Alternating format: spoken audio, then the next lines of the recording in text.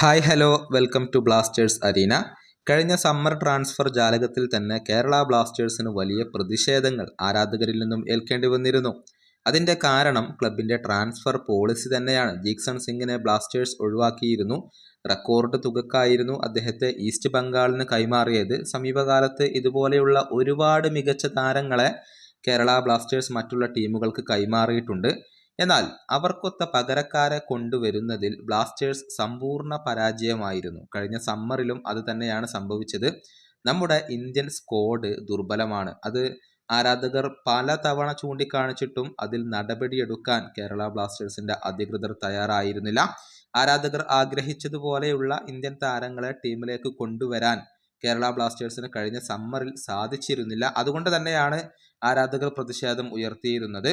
ആരാധകരുടെ നിരീക്ഷണങ്ങൾ ശരിയായിരുന്നു എന്ന് ഇപ്പോൾ തെളിഞ്ഞിട്ടുണ്ട്. കാരണം നിരവധി തോൽവികളാണ് ഇപ്പോൾ ക്ലബിന് ഏറ്റുവാങ്ങേണ്ടി വരുന്നത്.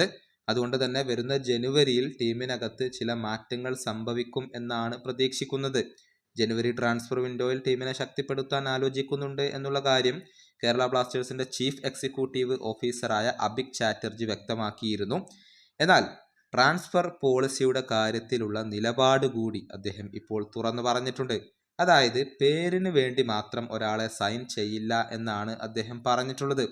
ആരെങ്കിലുമൊക്കെ സൈൻ ചെയ്യുക എന്ന കടമ നിർവഹിക്കാൻ വേണ്ടി മാത്രം ആരെയും കൊണ്ടുവരില്ല.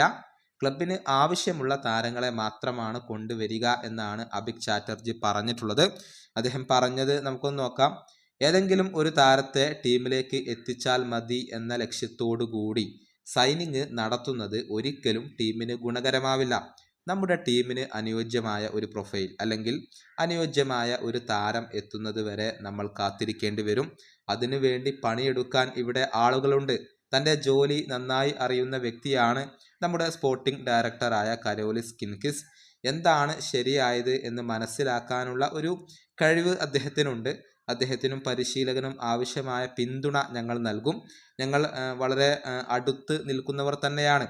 വളരെയധികം കഠിനമായ രീതിയിൽ മാറ്റങ്ങൾ വരുത്തേണ്ടതുണ്ട് എന്ന് ഞങ്ങൾക്ക് തോന്നുന്നില്ല. ഇതാണ് കേരള ബ്ലാസ്റ്റേഴ്സിന്റെ ചീഫ് എക്സിക്യൂട്ടീവ് ഓഫീസർ ഇപ്പോൾ പറഞ്ഞിട്ടുള്ളത്.